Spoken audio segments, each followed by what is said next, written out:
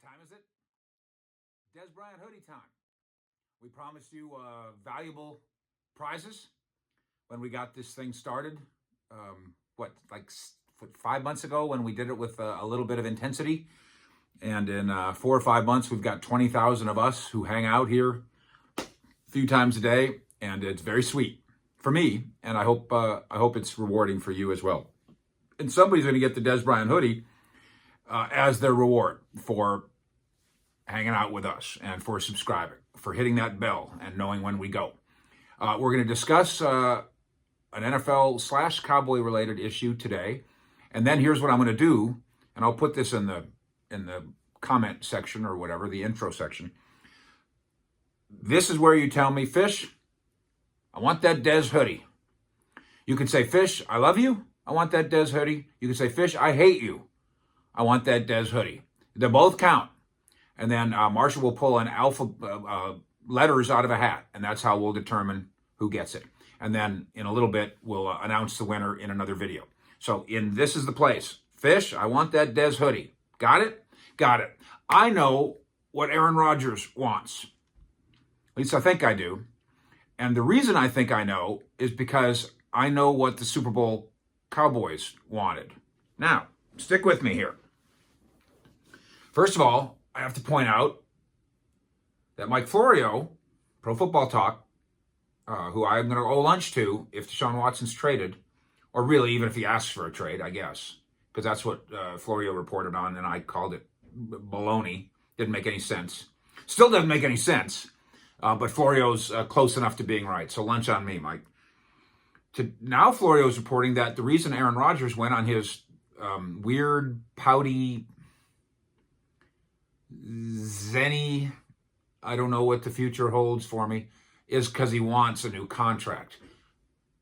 Completely viable. I think his deal now pays him $33 million next year or something like that. Believe me, I'll get to the Cowboys in a minute. Stick with me. You'll see. There's a payoff here. Now, Florio writes, and he deserves it. I don't know about deserves. I mean, you have a contract. They gave you a contract a few years ago. It was gigantic. I haven't even looked it up. I assume Aaron Rodgers' contract was the biggest contract in NFL history at the time they did the deal. Now, it's not. Now he makes 33, but he probably already pocketed, I'm sure he did, a bunch of guaranteed money. So the Packers, to themselves, not in public, and maybe not to him, could say, dude, you're not just making 33. We gave you $1 billion before that you put in the bank. But whatever. If Florio's correct, fine. Maybe he's partly correct. Maybe there's a lot of things going on with Aaron Rodgers.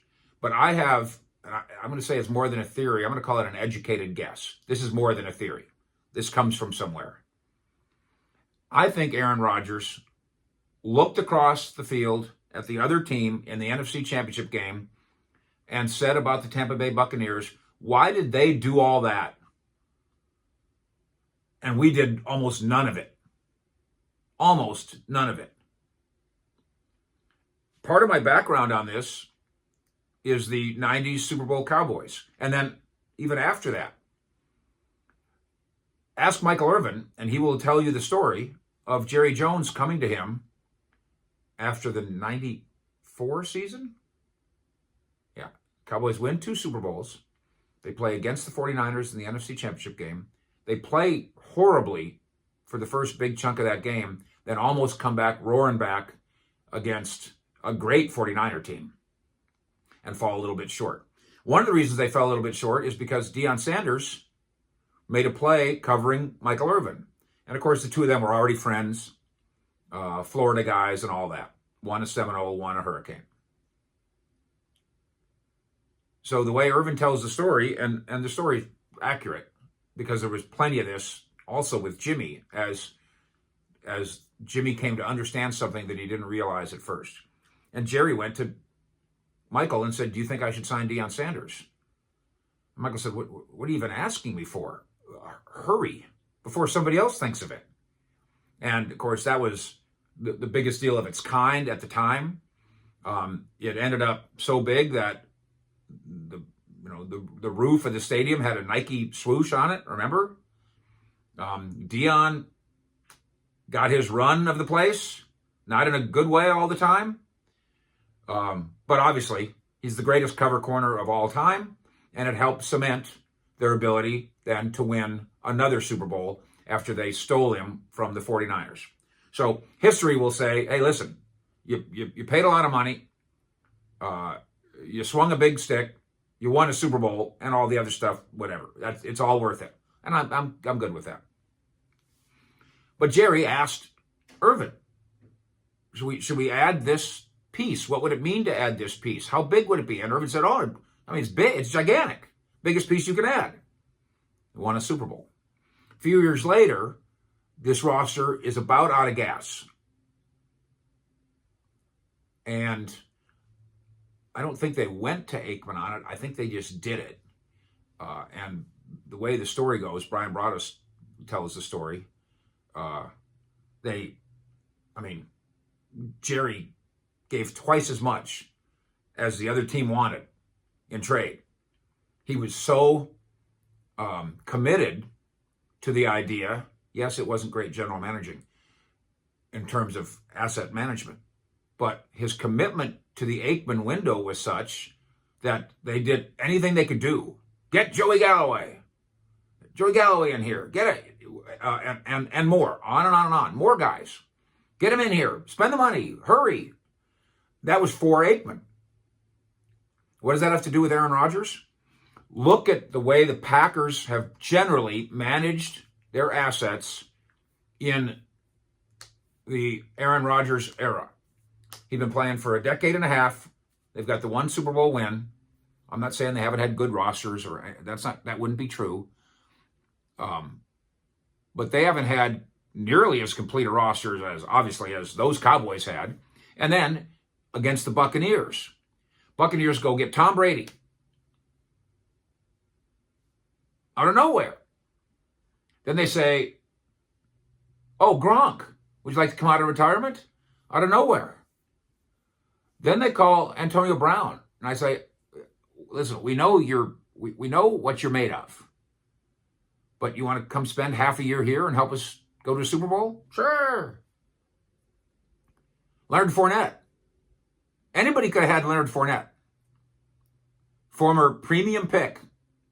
High first-round pick. Who is going to be the next Adrian Peterson. And that almost happened early in his career. Then something happened. I don't know what. And now he's just good. But he's good. He's a starting running back for the NFC champions. I don't know what the odds are. I guess Tom Brady is the overwhelming Buccaneer as the MVP. But Leonard Fournette's on the list. And he was a scrap heap. Let's go get Leonard Fournette. Let's go get Antonio Brown. Let's go get Gronkowski. And let's go get Brady. And there's more of those guys. Meanwhile, the Packers, I'm not saying that they didn't sign anybody. Obviously, they signed 53 guys. Look at the Packers' draft picks. Their first-round draft pick last year, as they're trying to extend the Aaron Rodgers era of contention, the way the Cowboys did with Dion and the way the Cowboys did again with Joey Galloway and on and on. They drafted a quarterback. How's that going to help them? How's that help the Aaron Rodgers era? It doesn't help it at all. And in fact, Bryce Love is the third string quarterback. So they haven't even drafted somebody that they know is good yet. Probably will work out fine. They even traded up for him. Now, in fairness to Love and in fairness to the Packers' history, they did the same thing to Brett Favre when they drafted Aaron Rodgers. And it worked out fine, except I'm sure Brett Favre was going, wait a minute, I need a receiver. We need a left tackle. We need a pass rusher. You're drafting another me? What do we need two me's for? And that's what the Packers have done again in the first round at quarterback last year. And then at running back, they draft A.J. Dillon, big thighs, and he's third string too. The Packers already had a running back, and they already had a quarterback, but they drafted for the future. And in the case of Aaron Rodgers, we're looking at the future in 3 years. He's not beating out Aaron Rodgers next year. I think what Aaron Rodgers was saying in that press conference by pouting around and wondering about his future, and by the way, he went on the Pat McAfee show now and tried to clarify, and I think did, by saying, no, I'm just saying I have an uncertain future. We don't know what the future holds. I've learned that. He's not saying, get me out of here. Nor is he saying, at least not on the record, I demand a trade. I don't think he's saying that at all. Nor is he saying on the record, I demand more money. Although, again, in deference to Florio, who says he has a source claiming that, maybe it's true. My educated guess on Aaron Rodgers is most of all what he's doing is trying to tell Packers management, get me some help so we can compete with Brady, who said, I want Gronk, so they went and got him. Brady said, I want Gronk. If it wasn't for Gronk, if it wasn't for Brady, Gronk doesn't come out of retirement. He wasn't going to sign with New England or the Raiders or the Cowboys. Antonio Brown, anybody could have signed him. Had the Cowboys called Antonio Brown and said, come on in, he would have said yes. But the Cowboys and most of the other teams, all the other teams said, that doesn't look good. Brady said, I know him. We can work together. Bring him in. And they did. And he helped. And Leonard Fournette. Anybody could have had it. Brady got it. That's what Aaron Rodgers is miffed about. Why didn't we sign Antonio Brown? Why didn't we call Rob Gronkowski? If we need a running back, why did we use a second-round pick on one when we could have just gotten Leonard Fournette off the street? Cowboys Super Bowl lessons inform us here. Star players who've been doing it for a while, this is how they express their voice when they don't get what they want. Not necessarily, I want to trade. Not necessarily, I want more money. I want more help. I want management to be proactive. What is he, 37 now, 38? He's not going to do this that much longer, Aaron Rodgers. Just like Aikman. It's now, or pretty soon it's never. Let's go. And the Packers, as good as they were, did not go. Jimmy Johnson, when he first came here, and he and I had this conversation in 91, he goes, we're going through the 90 draft, his first draft. And he goes, man, we got to the second round. I'm like, this Miami player, I think he's great. He's just as good as this guy and just as good as that guy. And Jimmy told himself, he knew to the NFL, he goes, well, that can't be right. I'm probably biased towards my Miami guy. So they drafted somebody else. Third round. Well, here we are again. I got 5 guys, tags touching. One of them's a Hurricane. That can't be right. The Hurricanes is good. So they drafted the other guy. Fourth round. On and on it went. And a year later, Jimmy told me, I could have just drafted all Hurricanes and our draft would have been better. I was fooled, and I fooled myself into thinking there's no way just because he's a Hurricane, he's better. There's no way that he's better just because he's a Hurricane. I thought I was biased towards the Hurricanes. No, it took time, and it also took a little Irvin, because Michael Irvin also recommended people to Jimmy Johnson, big time, cornerbacks.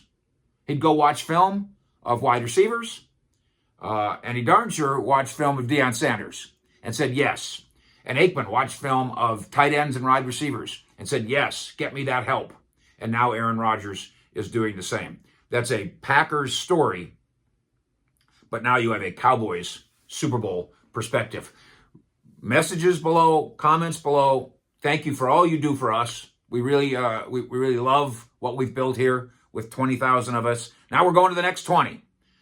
And somebody's getting a DEZ hoodie, straight from DEZ. I appreciate you too, DEZ. So comments below. Fish, I want that hoodie. You suck, Fish, but I want that hoodie. Fish, how did you get Marsha?